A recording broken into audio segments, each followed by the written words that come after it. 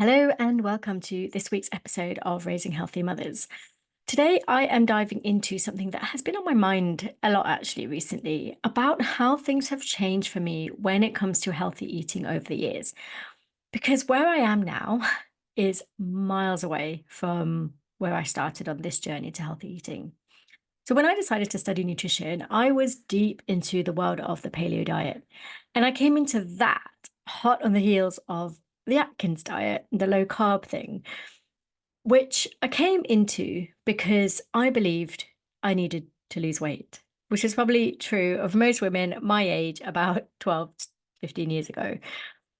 Obviously, now, like 12 years later, and looking back at photos of what I looked like back then, I can't honestly believe that I could think I needed to lose weight. But there we go. I was a child of the 80s, and I think thinking that we needed to lose weight was just ingrained into us from a young age. But things changed really drastically for me when I became a mum. Suddenly, I didn't have time to cook all of my food from scratch. Suddenly, I had a fussy toddler who refused most of the food that I thought was best for him. Suddenly, my body wasn't the most important thing to worry about. And so, what has happened instead over the years is a much more balanced approach to food and healthy eating. In fact, in learning how to feed a fussy eater in a non pressured way where no food is pedestaled over another, I have actually learned to feed myself in a loving way that embraces all food in a really balanced way. And by the way, if you're not really sure what I mean about creating a non pressured environment for fussy eaters, then I really recommend you have a look at my fussy eater workshop, which is a recording from a live one that I ran last year, because I walk you through step by step why a non pressured environment is important for fussy eaters and how to do it. But back to the topic at hand. In learning to keep food neutral, I have finally learned to relax about what I eat.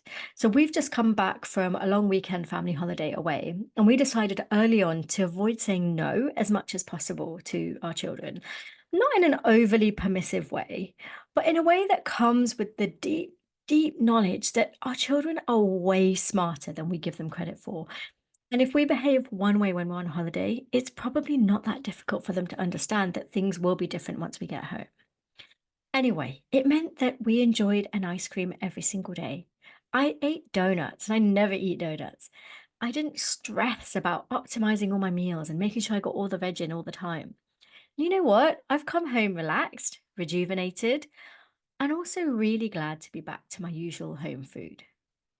So, with that in mind, here are three things that I no longer believe about healthy eating.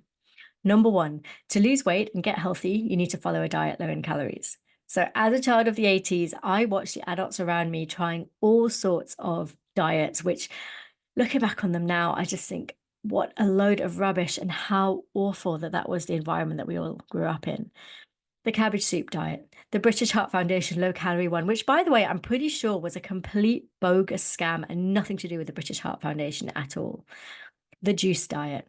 It's no wonder that when the Special K diet that was advertised when I was in my late teens was something that I jumped on straight away. I was like size 10 then. What was I thinking? Like to this day, I cannot walk past a shelf full of Special K in the cereal aisle without thinking, oh, I must try that properly one day. I mean, as a nutritional therapist now, fully focused on a whole foods ingredients first way of living, it is horrifying to think that that was even allowed. It would have led to nowhere near enough calories to function, incredibly low protein, leaving you hungrier and angrier 2 hours later, high in sugar, no room for all the amazing veg and fruit out there in the world that is essential to your health, your gut microbiome, everything. Oh, so much more was wrong with that diet. Like I could get on such a high horse and do a whole episode about it, but I'm not going to. But wow, what an amazing, brilliant, audacious piece of marketing. I mean, to say that you had to eat 2 bowls of Special K a day, you would get through a box of cereal really quickly. That would make them a lot of money. Anyway, so that was my first one, my first thing that I no longer believe about healthy eating. The second one is that everyone needs to be gluten free. So, as I mentioned earlier, when I signed up to study nutrition, I was deep into the paleo world. And I believe that everyone, literally everyone, needed to stop eating gluten, dairy, all grains, and all pulses. There was always a bit of a niggling doubt in my head about the fact that all lentils and beans were out and that the diet was so meat heavy. But I kind of rolled with it because there seemed to be a lot of positives. And the truth is, I probably did look and feel my best when I was following the paleo diet. But it was incredibly isolating when I was with my non-paleo friends. I remember going on holiday and being paranoid that I was eating fish because I thought it was cooked in butter. It was really pathetic. I was sitting in a beautiful place, fresh fish, like really freshly caught, surrounded by people I cared about. And all I could think of was the fact that I was ruining my whole 30 because there was some melted butter on my plate. There was definitely an atmosphere of fear and obsession creeping into the whole experience, which was really unhealthy. And in hindsight, I don't think it was just the food I was eating that helped me so much. It was the whole lifestyle. When I started paleo, I joined CrossFit, which led me to weightlifting for the first time. And CrossFit comes with this huge community of people who are similar to you. It is a cult. I mean, some people call it a cult. And I get that, like it is, but you feel part of something. I felt like I had a place in the world. And plus, when I removed grains in my diet, I was eating a lot more vegetables and I was buying the best quality meat that I could afford. I didn't have kids. I had very few responsibilities. My job was, in hindsight, very low pressure, and I had a stable relationship. So, in short, there was a lot of good in my life and very little stress. Now, I don't regret it one bit because there's a lot that paleo did teach me. And I would say that actually there's a lot that has stayed with me. I still believe in eating an abundance of vegetables and I still believe in eating a variety. So, although I don't believe everyone needs to go gluten free and grain free, I do think we have an over reliance on certain grains and that we need to work really hard to break away from that, to make sure that we're rotating our grains, that we're having some that are gluten or gluten free, to that. And that's hard because we are in an environment that is so surrounded by grains. I still believe that exercise and strength training is really important. I still believe in putting real food front and center. And of course, the whole experience of being paleo led me to where I am now and what I'm doing. And so there's so much to be thankful for it. But I definitely no longer believe that it's the healthiest way to eat, for sure. And I definitely don't believe that everyone should be eating the same way. I mean, I think that was the most unhealthy thing about being a paleo. And you become very evangelical about it, which I guess is true about any diet or lifestyle change that you make where you see a huge difference. You just want everyone in the world to experience it. And so you think everyone in the world needs this one thing. But actually, maybe it's just the thing that you needed at that time. And not everyone needs to follow the same diet because we're all so different. There is no such thing as one size fits all when it comes to diet. Anyway, the third thing that I no longer believe when it comes to healthy eating is that everything can be addressed by food. When I was training as a natural chef, I remember talking to one of the other students who was already a qualified nutritional therapist and had been practicing for years. And I said, I don't want to use supplements in my practice. I just think people need to learn how to cook from scratch more. She was very polite, but she did say something along the lines of, well, I always focus on food first, but I find that supplements are often necessary, at least at the start. I sort of nodded in agreement, but I kind of dismissed it because I was so convinced that I wouldn't use supplements. Remember, I saw such a huge change by going paleo, right? And so I believe that everyone just needs to copy whatever I did. I mean, it's really egotistical, right?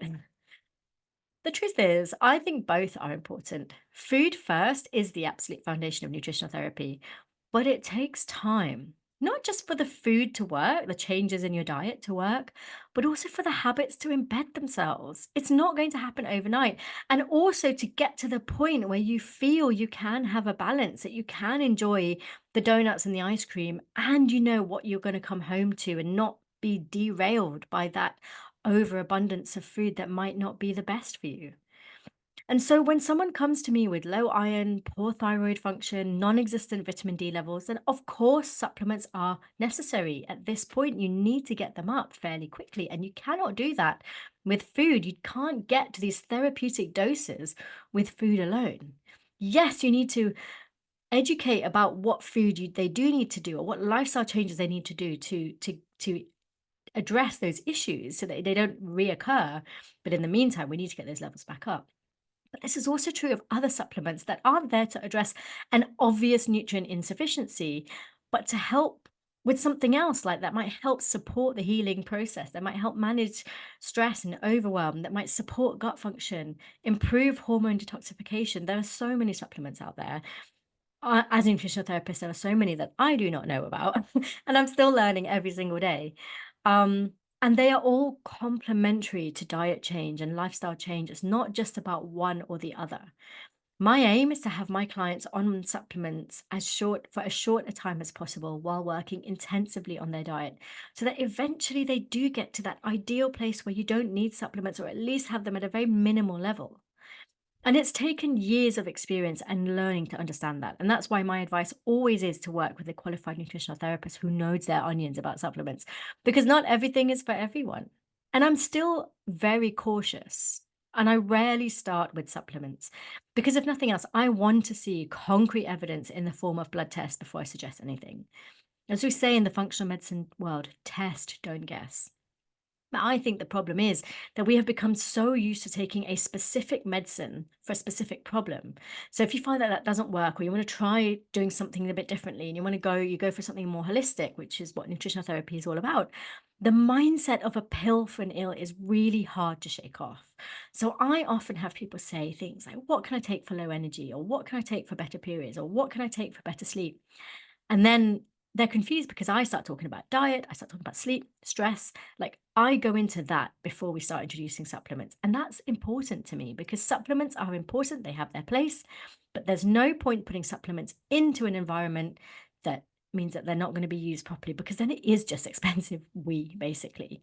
So it's a two-way track basically. You can only add supplements in if you are able to actually deal with them, and sometimes you need the supplements to get you up to the point when you can actually see those dietary changes happening. And that takes experience and knowledge to know how to do that properly, which is why I do the things that I do, which is why one-to-one work is so important for that. So, those are the three things that I no longer believe about healthy eating. That number one, to lose weight and get healthy, you need to follow a diet low in calories. Two, that everyone needs to go gluten free. And three, everything can be addressed by food. I would love to know, what are some things you no longer believe about healthy eating? What do you look back in horror when you think about dieting in your late teens and early adulthood? Please let me know that I'm not alone when I think about all those awful things that we might have done or seen done around us when it comes to food. Thank you once again for being here for another episode of Raising Healthy Mothers. I really appreciate you. Every single person who listens to my episode is very special to me. So thank you so much for being here, and I will see you next week for the next episode of Raising Healthy Mothers.